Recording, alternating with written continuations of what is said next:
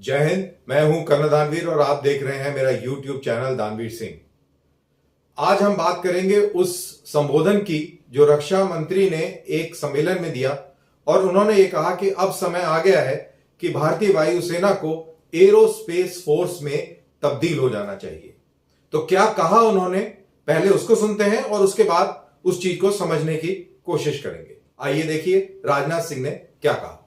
साथियों, जैसा कि हम सभी जानते हैं कि परिवर्तन यह सृष्टि का नियम है, यह शाश्वत है, इटर्नल है। ऐसे में निश्चित ही यह नियम युद्ध के ऊपर भी पूरी तरह से लागू होता है। और अगर हम यह बात मानते हैं तो हमें सोचना होगा कि आने वाले समय के यानी बदलते वॉरफेयर के लिए हम क्या पूरी तरह तैयार हैं। ऐसे युद्ध जो कब और किस रूप में हमारे सामने आ जाए कुछ कहा नहीं जा सकता। मिलिट्री अफेयर्स और जियो पॉलिटिक्स के स्टूडेंट के रूप में हमारा कर्तव्य है कि हम भविष्य के युद्धों के स्वरूप क्या होंगे इसका अनुमान लगाते रहें और हमारी एडवर्सरी द्वारा स्पेस के मिलिट्री यूसेस की ओर कदम बढ़ाए जा रहे हैं। निश्चित ही इसका हमारे इंटरेस्ट पर विपरीत असर पड़ने की संभावना भी है। Therefore you have to up your game. ऐसे में क्या इंडियन फोर्स को एयरफोर्स से आगे बढ़ते हुए एरोस्पेस फोर्स की ओर बढ़ना चाहिए, इस पर विचार करना समय की यह महत्वपूर्ण मांग है। तो आपने राजनाथ सिंह को सुना, उन्होंने कहा कि भारतीय वायुसेना को अब एरोस्पेस फोर्स बन जाना चाहिए। जी हां, भारतीय वायुसेना को अब एरोस्पेस फोर्स बन जाना चाहिए। आपकी जानकारी के लिए बता दूं कि दुनिया के अंदर रूस, चीन, फ्रांस, अमेरिका और यहां तक कि ईरान के पास भी स्पेस फोर्स मौजूद है। तो क्या है ये स्पेस फोर्स, इसकी क्यों आवश्यकता है और भारत अभी इसमें कहां पर है, इस चीज को हम समझते हैं। सबसे पहले स्पेस फोर्स क्या है। दरअसल स्पेस फोर्स भारतीय वायुसेना या किसी भी वायुसेना का वो अंग जो कि स्पेस के अंदर एसेट्स को कंट्रोल करेगा, युद्ध के दौरान उन स्पेस के एसेट्स को अपने फायदे के लिए इस्तेमाल करेगा। अब स्पेस में क्या क्या एसेट्स हैं?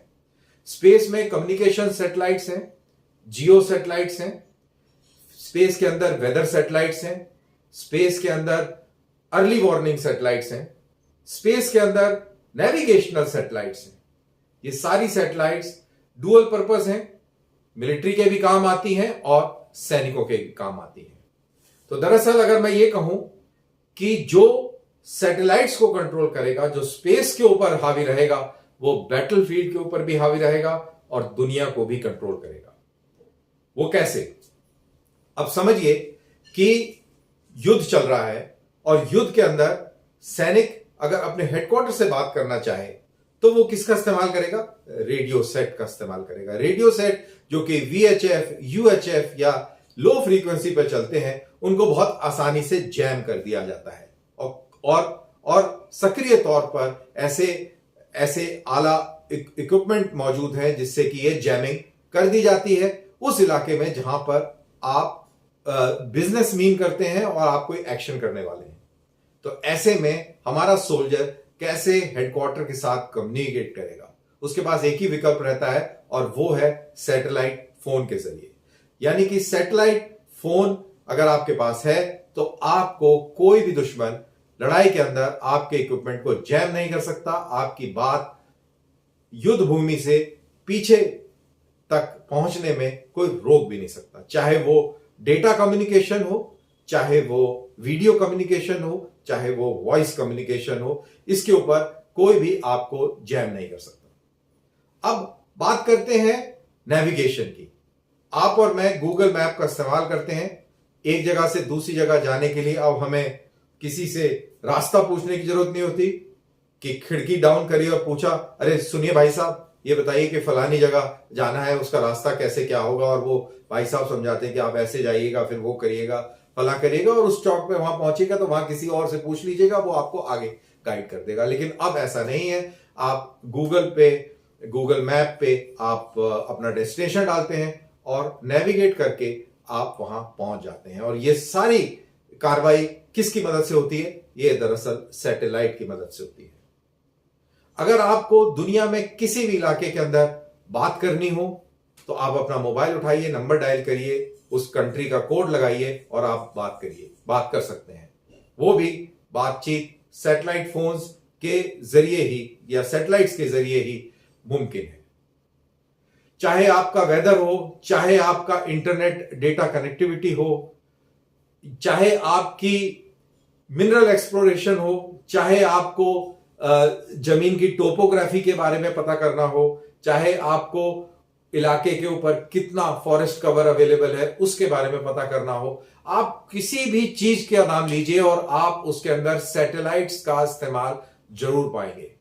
तो कहने का मतलब यह हुआ कि सैटेलाइट्स और स्पेस को जो कंट्रोल करेगा वो दुनिया को कंट्रोल करेगा, और अगर फौजी भाषा में कहें तो जो सैटेलाइट को कंट्रोल करेगा, जो स्पेस को कंट्रोल करेगा, वो युद्ध को कंट्रोल करेगा, युद्ध पर हावी रहेगा, और वही जीतेगा जिसके पास स्पेस उसके कब्जे में होगी।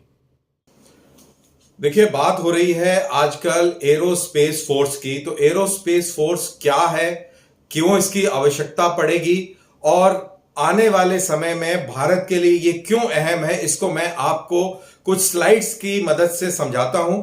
और ये एक एलईडी स्क्रीन है और इसके ऊपर कुछ मैंने स्लाइड्स डाली हैं। ये दरअसल एक फ्यूचर स्पेस प्लेन है। दरअसल ये हाइपरसोनिक प्लेन है जो कि स्पेस और एटमॉस्फेयर की जो बॉर्डर है यहां पर इसकी परवाजें उड़ेंगी, और ये जो है स्पेस वॉर के अंदर एक बहुत अहम रोल अदा करने वाले हैं। कुछ इसी प्रकार से एक और ये चित्र है, ग्राफिकल रिप्रेजेंटेशन है कि हाइपर प्लेन किस तरीके का होगा। ये अमेरिका का एक हाइपर प्लेन है जिसको ग्राफिकली दर्शाया गया है, और इसके ऊपर शोध चल रहा है। ऐसा एक हाइपर प्लेन अमेरिका ने तैयार कर लिया है और उसकी 3-4 उड़ानें भी वो कर चुका है। तो दरअसल अमेरिका के बाद और भी मुल्क हाइपर प्लेन और हाइपर रैम जेट टेक्नोलॉजी के अंदर एडवांसमेंट कर रहे हैं, और आपको यह भी जान के खुशी होगी कि भारत ने भी इस तरीके की टेक्नोलॉजी का डेमोन्स्ट्रेशन कर दिया है। हाइपर प्लेन बहरहाल अभी ड्राइंग बोर्ड पर है।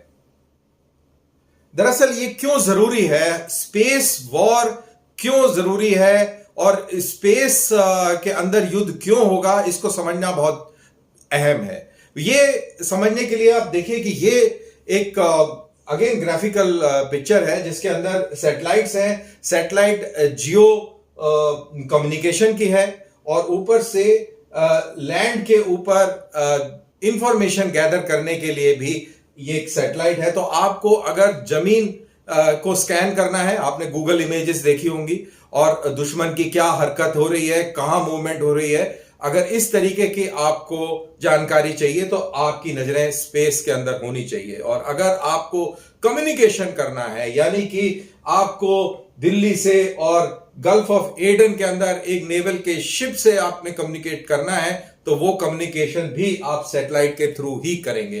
तो इसीलिए ये स्पेस जरूरी है, और जो इस स्पेस को कंट्रोल करेगा वो दुनिया को कंट्रोल करेगा और बैटलफील्ड को कंट्रोल करेगा। अब इसको समझने के लिए हम रोजमर्रा की जिंदगी से मिसाल लेते हैं। अगर आपको नेविगेशन करना है तो आप गूगल मैप का इस्तेमाल करते हैं। अगर आपको अपने मित्र से इंग्लैंड में बात करनी है तो आप मोबाइल से बखूबी बात कर सकते हैं। अगर आपको किसी फ्लाइट के बारे में जानकारी लेनी है तो आप फ्लाइट ट्रैकर के ऐप को इस्तेमाल करके आप फ्लाइट की एग्जैक्ट लोकेशन पता कर सकते हैं। तो ये सारा काम क्यों हो रहा है और कैसे मुमकिन है? दरअसल ये सारी चीजें सैटेलाइट्स की मदद से ही हो रही हैं। और इमेजिन करिए कि आपसे दुश्मन ये सैटेलाइट्स छीन ले, तो क्या आप इंग्लैंड में बात कर पाएंगे? क्या आप जहाज को ट्रैक कर पाएंगे? क्या आप और कोई स्पेस रिलेटेड काम कर पाएंगे जैसे कि नेविगेशन है? आप नहीं कर पाएंगे। वेदर डेटा और मौसम की जानकारी भी हासिल करने में बहुत मुश्किल होगी। तो इसीलिए जो स्पेस कंट्रोल करेगा वो दुनिया को कंट्रोल करेगा। अब दुश्मन की सैटेलाइट्स और दुश्मन की स्पेस के हथियार हमारी सैटेलाइट्स को नुकसान ना पहुंचा दे, इसीलिए भारत ने भी इस एंटी सैटेलाइट व्हीकल का परीक्षण कर लिया है, सफल परीक्षण किया। मिशन शक्ति के जरिए, और दुनिया के चुनिंदा देशों में भारत भी शुमार हो गया है। तो अब भारत के पास भी एक इस तरीके का हथियार है जिसकी इस्तेमाल से दुश्मन के जो सैटेलाइट और स्पेस हथियार हैं उनको निस्ते नाबूद किया जा सकता है।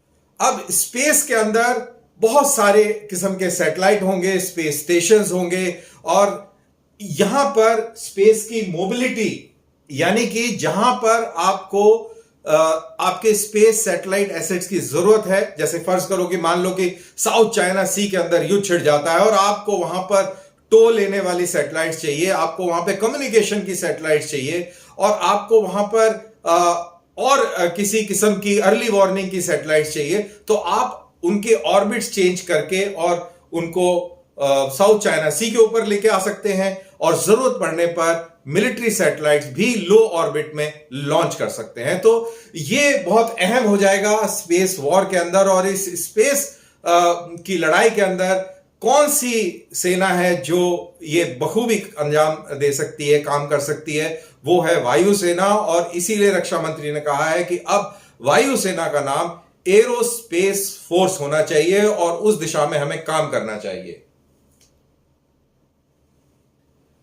ये भी अलग अलग किस्म की सैटेलाइट्स हैं जो स्पेस के अंदर इस्तेमाल हैं, और यही बात मैं कह रहा था कि जो स्पेस को कंट्रोल करेगा वो दुनिया को कंट्रोल करेगा। तो इसको समझते हैं कि स्पेस की लड़ाई कैसे होगी। अब स्पेस के अंदर लड़ाई कैसे होगी इसको थोड़ा इमेजिन करने की कोशिश करते हैं। अब हमारे जो स्पेस के एसेट्स हैं वो युद्ध क्षेत्र के ऊपर फोकस्ड हैं।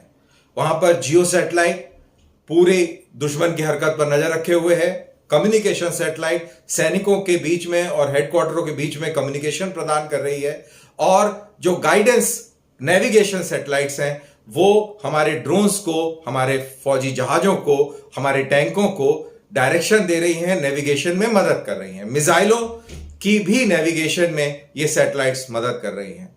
लेकिन अगर दुश्मन हमको कंफ्यूज करना चाहे, हमारी जो स्ट्रेंथ है उसको कमजोर करना चाहे, तो वो बड़ी आसानी से कर सकता है अगर वो हमारी सैटेलाइट्स के ऊपर या तो कब्जा कर ले या उनको ध्वस्त कर दे। तो ऐसे में हम लड़ाई लड़ने के काबिल नहीं रहेंगे अगर ऐसा हो जाएगा।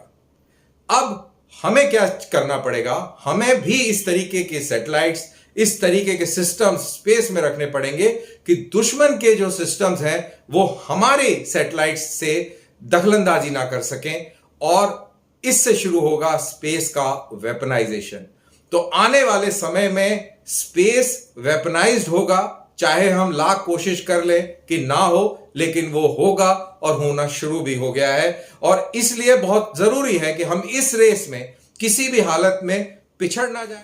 अब भारत के लिए ये क्यों बहुत जरूरी है? देखिए, हमारा जो स्ट्रेटेजिक आर्क है वो दरअसल गल्फ ऑफ एडन से लेकर और साउथ चाइना सी और पैसिफिक ओशन तक, ये पूरा इलाका और नीचे एंटार्क्टिक तक फैला हुआ है। यहां पर हमें ऑपरेशंस करने की आवश्यकता पड़ सकती है, इसलिए हमारे लिए सैटेलाइट्स बहुत अहम है। सैटेलाइट से कम्युनिकेशन होता है, मिलिट्री कम्युनिकेशन सैटेलाइट से होता है।